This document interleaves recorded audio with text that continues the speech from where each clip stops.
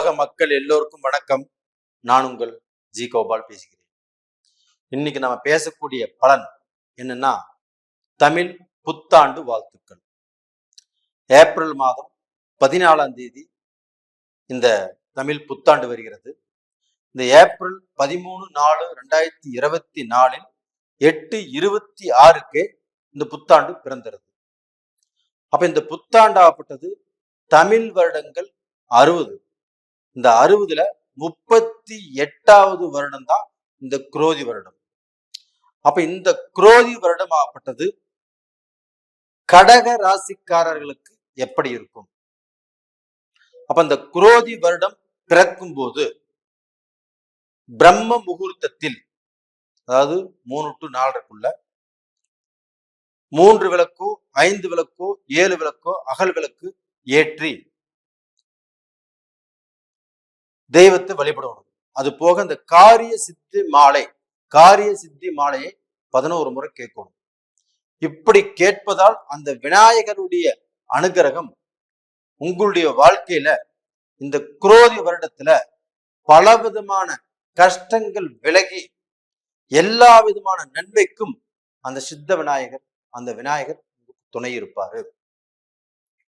அப்ப இந்த குரோதி வருடத்தினுடைய பலன்கள் கடக ராசிக்காரங்கள்.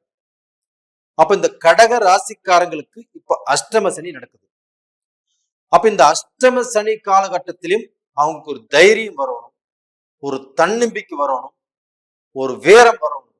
அப்படின்னா பிரசக்தி பெற்ற ஆஞ்சநேயருடைய வழிபாடு மெட்ராஸ்ல பாத்தீங்கன்னா ஆழ்வார்பேட்டை, நாமக்கல், கும்பகோணம், சுசீந்திரம், இது மாதிரி நிறைய இடங்கள்ல ஆஞ்சநேயர் கோயில் இருக்குது. அப்படி இல்லைன்னா கூட நீங்க இருக்கக்கூடிய ஊர்லயே ஆஞ்சநேயர் கோயிலுக்கு போய் அந்த ஆஞ்சநேயருக்கு வெத்தலை மாலை போட்டு, அப்படி இல்லைன்னா வெத்தலையாவது வாங்கி வச்சு நீங்க தரிசனம் பண்ணிட்டு வாங்க. அப்படி பண்ணிட்டு வரும்போது நம்மளுக்கு நல்ல தைரியம் கிடைக்கும், ஒரு தன்னம்பிக்கை கிடைக்கும். இந்த அஷ்டம சனி காலகட்டத்திலையும் நம்ம எதையுமே சாதிச்சிருவோம், நம்மளுக்கு இருக்கக்கூடிய தடைகள் விலகும், நம்மளுடைய பிரச்சனைகள் தீரும், நம்ம குழப்பத்திலிருந்து வெளியில வருவோம் அப்படின்னு வேண்டிட்டு வாங்க. நீங்க வேண்டியபடியே கண்டிப்பாக இந்த குரோதி வருடத்தில் நடக்கும்.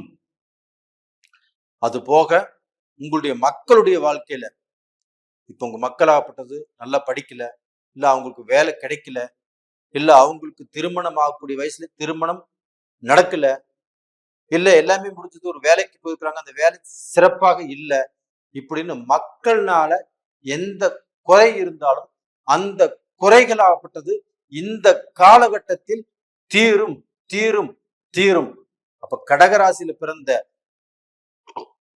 மக்களுடைய வாழ்க்கையில இருக்கக்கூடிய பிரச்சனைகள் தீர்வதற்கு இந்த குரோதி வருடம் ஒரு அருமையான வருடமாக இருக்குது.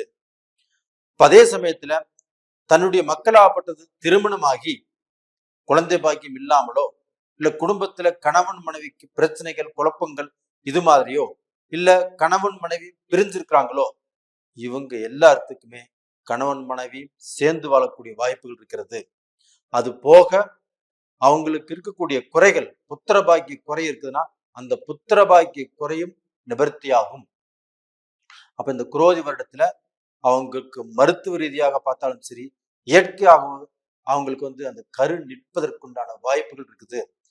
அப்ப இப்படிப்பட்ட சூழ்நிலை இருக்கிறதுனால இது கண்டிப்பாக நடக்கும். இது நடக்கும்போது அந்த குழந்தையை பெற்ற பெற்றோர்கள் நீங்க அடையக்கூடிய சந்தோஷத்துக்கு அளவே இல்லை. அந்த சந்தோஷம் இந்த வருடத்தில் கண்டிப்பாக இருக்குது. இது போக பாத்தீங்கன்னா அரசியல்வாதிகள் அவங்களுடைய வாழ்க்கையிலுமே ஒரு நல்ல மாற்றம், அடுத்தவங்க உங்களை பார்த்து பெருமைப்படக்கூடிய அளவுக்கு உங்களுடைய நிலைகள் உயரும், உங்களை பார்த்து ஆச்சரியப்படக்கூடிய அளவுக்கு பெருமைப்படக்கூடிய அளவுக்கு உங்களுடைய அந்த அந்தஸ்துங்கிறது கண்டிப்பாக மாறும். அரசியலுமே நீங்க நல்ல பேர் எடுப்பீங்க. எதிர்பாராத இடத்திலிருந்து எதிர்பாராத செய்திகள் உங்களுக்கு வந்து சேரும். அப்போ கடகராசியில பிறந்த ஆண் பெண்களுக்கு இந்த குரோதி வருடத்தில் ஒரு அருமையான நட்பலனாகப்பட்டது இருக்குது.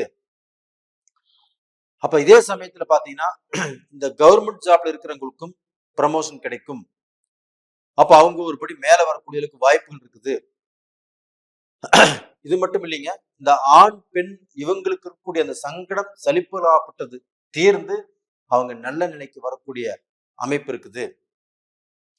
அப்ப நீங்க இந்த அஷ்டம சனி காலகட்டத்துல ஒரு கையெழுத்து போடுறீங்க, ஒரு டாக்குமெண்ட்ல சைன் பண்றீங்க, இந்த மாதிரி விஷயத்துல மட்டும் கொஞ்சம் யோசனை செய்து உங்க மனைவி இருந்தா மனைவி கிட்ட கேட்டு, இல்ல உங்களுக்கு பெரியவங்க இருந்தா பெரியவங்க கிட்ட கேட்டு அந்த சைன் பண்ணுங்க. அதே சமயத்துல இப்ப இந்த அஷ்டம சனி காலகட்டத்துல கொஞ்சம் டென்ஷன் உருவாகும் உங்களுக்கு.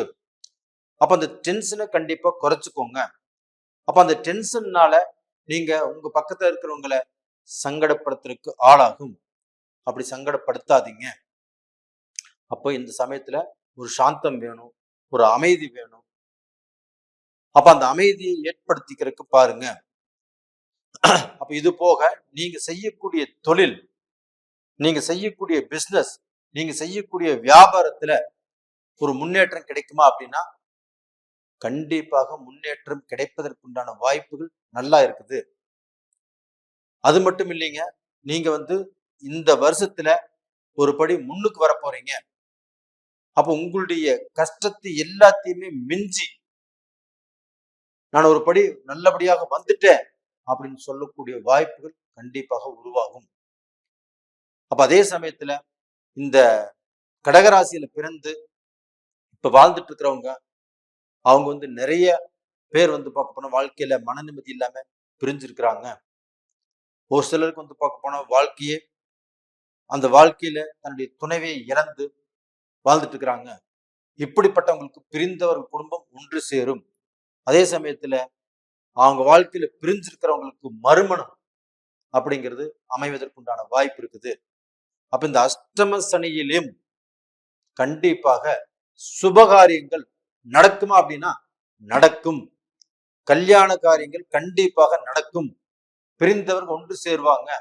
அதே சமயத்துல பிரிஞ்சு போனவங்களுக்கு எனக்கு மறுவாழ்க்கை வேணும் அப்படின்னு நினைக்கிறவங்களுக்கு இந்த காலகட்டத்துல மறுவாழ்க்கை உண்டாகும். அப்ப இதன் காரணமாக கடகராசியில பிறந்தவங்க கண்டிப்பாக அவங்க வாழ்க்கையில ஒரு அமைதி, ஒரு சாந்திங்கிறது கண்டிப்பாக கிடைக்கும். அப்ப டோட்டலா பாத்தீங்கன்னா இந்த கடகராசியில பிறந்தவங்க இப்போ அவங்க கடைபிடிக்க வேண்டிய விஷயம் என்னன்னா கொஞ்சம் அமைதியாக, கொஞ்சம் சாந்தமாக இருப்பது நல்லது. இப்ப அந்த அமைதியாக இருக்கிறதுக்கும் சாந்தமாக இருக்கிறதுக்கும் அந்த ஆஞ்சநேயருடைய வழிபாடு நல்லா இருக்கும். இப்ப அந்த ஆஞ்சநேயருடைய வழிபாடு ஆகப்பட்டது உங்களுக்கு தைரியத்தையும் தன்னம்பிக்கையும் கண்டிப்பாக கொடுக்கும். அப்ப அந்த தன்னம்பிக்கையினால நீங்க வாழ்க்கையில ஒரு நல்ல பொசிஷனுக்கு வருவீங்க.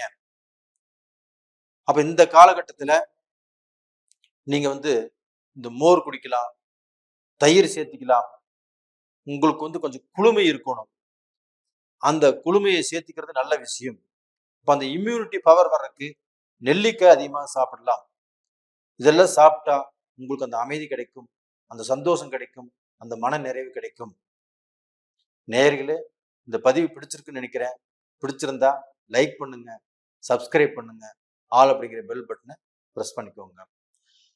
உங்களுடைய ஜென்ம ஜாதகத்தில் நடக்கக்கூடிய தசா புத்திகள் சாதகமாக இருக்கிறதா பாதகமாக இருக்கிறதா? ஏன்னா அந்த ஜென்ம ஜாதகம் தான் உங்களுடைய தலையெழுத்தை நிர்ணயம் பண்ணும். அப்ப அந்த ஜாதகத்தை பார்த்துட்டு நீங்க லைஃப்ல நீங்க இப்போ இந்த வருஷத்துல எந்த முடிவு பண்ணினாலும் உங்க ஜாதகத்தை பார்த்துட்டு நீங்க எந்த முயற்சிகள் பண்ணினாலும் உங்க ஜாதகத்தை பாருங்க. வாட்ஸ்அப் பண்ணுங்க. கீழே 2 நம்பர் கொடுத்துருக்குறோம். கால் பண்ணுங்க, இல்ல வாட்ஸ்அப் பண்ணுங்க. உங்களிடமிருந்து விடைபெறுவது உங்களின் ஜி கோபால். நன்றி, வணக்கம்.